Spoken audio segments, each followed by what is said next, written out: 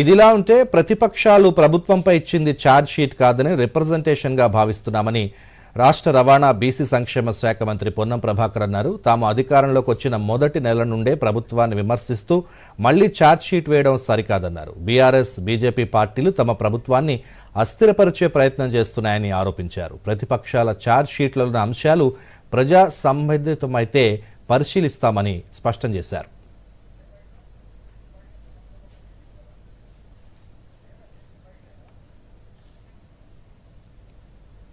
ప్రతిపక్షం ఒకటా రెండా, బీజేపీ టీఆర్ఎస్ వేరు కాదు కాబట్టి వాళ్ళు ప్రజెంట్ చేసినటువంటి ఛార్జ్ షీట్లను ఆ పార్టీలు మాకు ఇస్తున్న రిప్రజెంటేషన్గా భావించి వాటిని కూడా పరిశీలిస్తారు. కానీ దురదృష్టం ఏంటంటే ఒక సంవత్సర కాలం పరిపాలన తర్వాత ఇవాళ మమ్మల్ని ఏదైనా విమర్శించినా లేదా ఛార్జ్ షీట్ ఫైల్ చేసినా బాగుంటుండే. ప్రభుత్వం ఏర్పడిన మొదటి నెల నుంచే ప్రభుత్వాన్ని విమర్శిస్తూ ఇవాళ మళ్ళీ సంవత్సరం పూర్తి కాగానే మళ్ళీ ఛార్జ్ షీట్ అని ఇస్తే ఇది భావ్యం కాదు.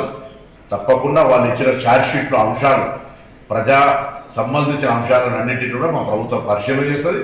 అది ఛార్జ్ షీట్ కాదు, రిప్రజెంటేషన్ అనుకుని దాన్ని ప్రతిపక్ష పార్టీగా ఇచ్చిన దాన్ని మేము తప్పకుండా పరిశీలన చేసి సరి అయినటువంటి నిర్ణయాలు తీసుకోవడం జరుగుతుంది.